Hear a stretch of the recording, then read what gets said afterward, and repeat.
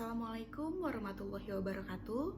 Perkenalkan, nama saya Sukma Mutiara dengan NPM 6019210078.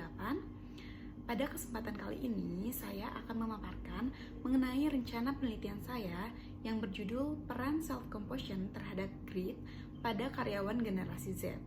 Asal latar belakang penelitian. Perkembangan zaman ini telah menyebabkan fenomena dalam dunia kerja menarik perhatian manajemen sumber daya manusia, khususnya di Indonesia, yaitu perubahan demografis angkatan kerja. Saat ini, angkatan kerja terdiri dari beberapa generasi yang berbeda. Berdasarkan data menurut BPS atau Badan Pusat Statistik menunjukkan bahwa jumlah generasi Z mencapai lebih dari 74 juta jiwa atau setara dengan 27,94% dari total populasi penduduk Indonesia. Disusul oleh milenial sebesar 25,87%, generasi X 21,88%, baby bomber 11,56%, generasi alpha 10,88%, dan pre-bomber 1,87%. Nah, pada saat ini, generasi Z merupakan generasi yang tumbuh dan berkembang di era digital. Semakin majunya teknologi memiliki pengaruh terhadap berkembangnya individu. Salah satunya yaitu kepribadian dan karakteristik berbeda dengan generasi sebelumnya. Menurut Tangwe, tahun 2017, salah satu karakteristik yang cukup terlihat dari generasi Z yaitu kekhawatiran mereka terhadap berbagai aspek kehidupan. Nah, kekhawatiran ini dapat disebabkan oleh berbagai faktor, seperti perubahan ekonomi dan sosial yang cepat. Generasi Z menyaksikan berbagai macam peristiwa penting seperti krisis ekonomi global pada tahun 2008, pandemi COVID-19, perang Ukraina dan Rusia. Nah, perubahan-perubahan yang terjadi menimbulkan ketidakpastian dan kecemasan untuk generasi Z. Beberapa karakteristik utama generasi Z yaitu seperti ketergantungan pada teknologi digital, kebutuhan akan keseimbangan kehidupan kerja, serta ekspektasi yang tinggi terhadap kemajuan karir cepat, mempengaruhi pengalaman mereka di tempat kerja. Hal ini dapat mengganggu kemampuan generasi Z dalam berkomunikasi dan berinteraksi dengan generasi sebelumnya di lingkungan kerja sehingga menjadi lebih individualis. Menurut Short, tahun 2019, masuknya generasi Z ke dalam dunia kerja perlu mendapatkan perhatian dan penelitian yang lebih lanjut. Menurut Kirchhammer dan Frakchtova tahun 2020, Yellow 2019 menunjukkan bahwa pekerja generasi Z rata-rata memiliki waktu kerja 2/3 lebih pendek dibandingkan generasi sebelumnya. Seorang individual generasi Z juga memiliki kelemahan, yaitu pada umumnya kurang menyukai proses dan menyukai hal-hal yang serba instan. Menurut Simbolon 2018, menurut Limau, pekerja generasi Z 3 kali lebih mungkin untuk berganti pekerjaan. Generasi Z menghadapi tekanan kesuksesan dalam hidup. Generasi Z seringkali dianggap rentan terhadap stres dan memiliki tingkat ketahanan mental yang lebih rendah dibandingkan generasi sebelumnya. Menurut Rudianto tahun 2022, generasi Z tumbuh pada era di mana pendidikan dan karir menjadi hal yang sangat penting. Zaman 2024, tekanan ini cenderung membuat kecemasan dan stres bagi generasi Z. Generasi Z cenderung memiliki tantangan dalam menghadapi tekanan kerja yang tinggi yang seringkali mempengaruhi komitmen mereka di lingkungan kerja. Menurut Anderson, tahun 2020, komitmen karir merupakan sikap individu dalam mencapai tujuan kemajuan diri sendiri yang bersifat individual. Komitmen karir akan membuat individu bersedia mengarahkan upaya dalam mendukung karirnya, termasuk identifikasi serta keterlibatan dalam tujuan tersebut yang sesuai dengan nilai-nilainya. Irianti tahun 2019, untuk mencapai komitmen karir, individu memerlukan konsistensi untuk tetap fokus terhadap tujuan jangka panjang dan ketekunan dalam menghadapi pekerjaan yang sedang dihadapi. Menurut Hana 2024, konsistensi dan ketekunan juga disebut dengan sebagai grit. Grit merupakan ketekunan dan semangat individu dalam mencapai tujuan jangka panjang, meskipun terdapat kesulitan atau tantangan. Dalam perusahaan atau organisasi diperlukan karyawan. Duckworth dan Quinn tahun 2009 mengatakan bahwa grit pada setiap individu bervariasi tergantung pada bagaimana orang tersebut berinteraksi dalam berbagai situasi. Karyawan yang memiliki grit rendah akan tetap bekerja keras untuk mendapatkan atau mencapai tujuannya. Tetapi ketika mereka menghadapi kegagalan atau rasa kecewa, maka hal tersebut akan mendorong karyawan tersebut untuk berganti tujuan, mundur sehingga berhenti. Selama dalam proses mencapai tujuan tersebut akan menciptakan keterikatan karyawan tersebut dengan pekerja atau organisasinya. Oleh karena itu, ketika karyawan memiliki grit rendah dan mengalami suatu masalah dalam mencapai tujuan, maka hal tersebut akan menurunkan rasa keterikatan mereka terhadap pekerjaannya maupun organisasinya. Selain grit, faktor lain yang harus dimiliki oleh generasi Z dalam menjalankan karir di dunia kerja adalah self-compassion. Self-compassion menurut Neff tahun 2003 yaitu sebagai kemampuan untuk memberikan kasih sayang kepada diri sendiri, khususnya saat menghadapi kegagalan atau kesulitan. Neff dan Garman tahun 2013 mengungkapkan bahwa self-compassion membantu individu mengurangi kecenderungan untuk mengkritik diri sendiri yang pada akhirnya dapat meningkatkan grit dalam menghadapi kesulitan. Studi oleh Babenko tahun 2019 menunjukkan bahwa self-compassion dapat membantu individu menjaga keseimbangan emosi dan memperkuat grit yang sangat diperlukan untuk bertahan dan sukses di lingkungan kerja. Hubungan antara grit dan self-compassion menjadi semakin penting dalam konteks dunia kerja. Studi yang dilakukan oleh Blood tahun 2017 menunjukkan bahwa self-compassion dapat meningkatkan grit dengan membantu individu mempertahankan motivasi jangka panjang mereka ketika karyawan bersikap penuh pengertian terhadap diri mereka sendiri. Setelah mengalami kegagalan, mereka cenderung untuk bangkit kembali dan melanjutkan usaha mereka dengan tekad yang lebih kuat. Berdasarkan penjelasan hal tersebut, peneliti tertarik untuk mengetahui peran self-compassion terhadap grit pada karyawan generasi Z. Rumusan masalah dalam penelitian ini yaitu apakah terdapat peran self-compassion terhadap grit pada karyawan generasi Z. Tujuan dari penelitian ini yaitu untuk mengidentifikasi peran self-compassion terhadap grit pada karyawan generasi Z. Selanjutnya, manfaat dalam penelitian ini dibagi menjadi dua, yaitu manfaat teoritis dan praktis. Manfaat teoritis dalam penelitian ini diharapkan dapat memberikan informasi dan wawasan baik kepada praktisi psikologi, ilmuwan psikologi, maupun masyarakat luas. Selain itu, penelitian ini juga dapat menjadi landasan pengembangan pengetahuan dan penelitian di bidang psikologi industri dan organisasi, khususnya mengenai self-compassion dan grit pada karyawan generasi Z.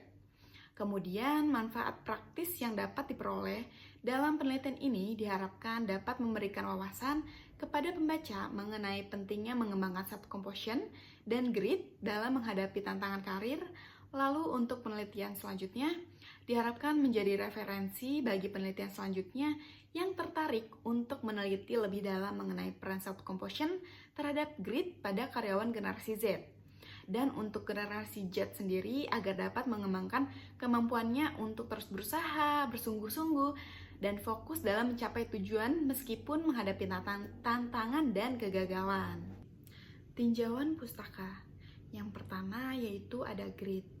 Grit merupakan salah satu sifat kepribadian di mana individu menunjukkan perilaku untuk mempertahankan ketekunan, dorongan atau motivasi, dan semangat untuk mencapai tujuan jangka panjang, serta kemampuan individu untuk bertahan dan berusaha dengan giat dalam menghadapi sebuah tantangan, kesulitan, konflik, mempertahankan upaya dan minat meskipun gagal, menurut Duckworth dan kawan-kawan pada tahun 2007. Dimensi grit dibagi menjadi dua, yaitu yang pertama, dimensi konsistensi minat atau consistency of interest, merupakan kecenderungan individu untuk terus bertahan serta berpegang teguh pada minat atau tujuannya yang telah ditetapkan sejak awal dalam waktu yang panjang. Individu dengan tingkat konsistensi minat tinggi akan tetap pada tujuannya, dan individu tersebut akan tetap fokus dan tidak teralihkan perhatiannya pada tujuan yang lain. Selanjutnya yaitu ada dimensi ketekunan dalam berusaha atau perseverance of effort. Dimensi ini berdasarkan pada seberapa besar usaha yang dilakukan oleh individu untuk menghadapi tantangan. Individu dengan tingkat ketekunan yang tinggi dalam berusaha akan menunjukkan kemampuannya untuk menyelesaikan pekerjaan yang ada, dan individu tersebut berani untuk menghadapi tantangan, bekerja keras, tekun, dan berusaha keras untuk mencapai tujuan jangka panjang. Selanjutnya yaitu self-compassion. Neff pada tahun 2003 mendefinisikan bahwa self-compassion adalah sikap terbuka dan mendukung terhadap diri sendiri saat menghadapi penderitaan, perhatian, dan kasih sayang terhadap diri sendiri.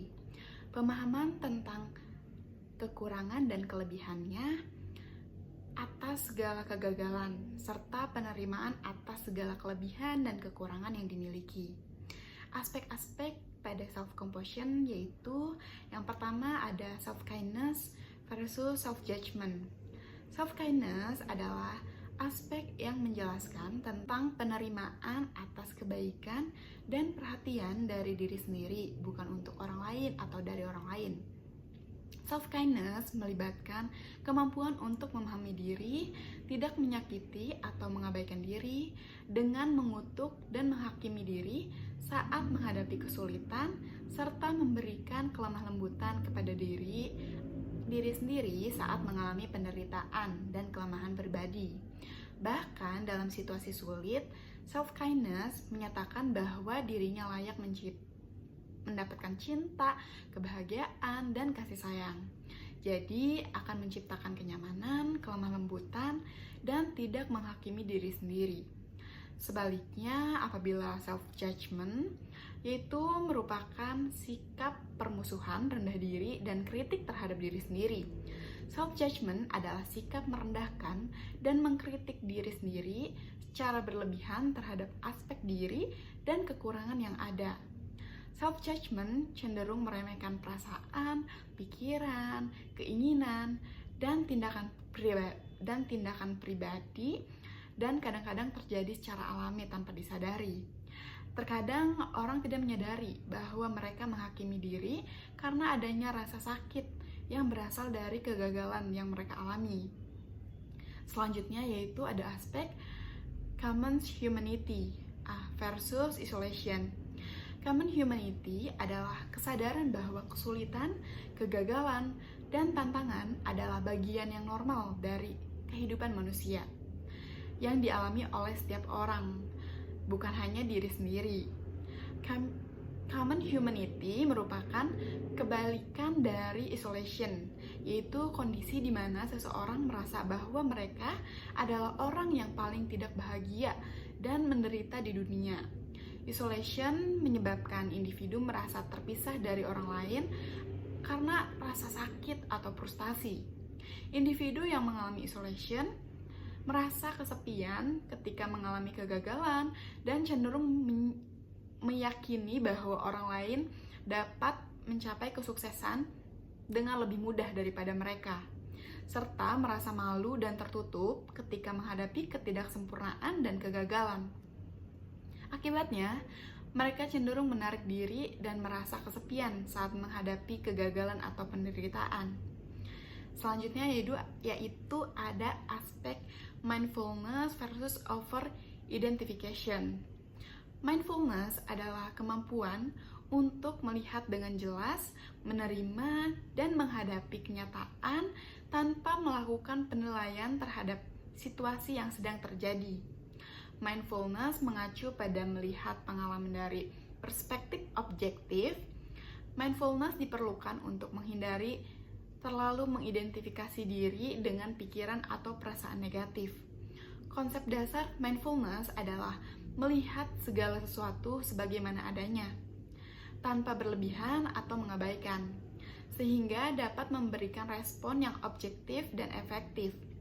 Mindfulness adalah kebalikan dari over-identification, di mana over-identification ini seseorang akan kehilangan kendali atas emosinya sendiri. Over-identification adalah kecenderungan seseorang untuk fokus pada semua kesalahannya dan terlalu memikirkan berlebihan yang dimilikinya karena kesalahan yang telah dilakukannya.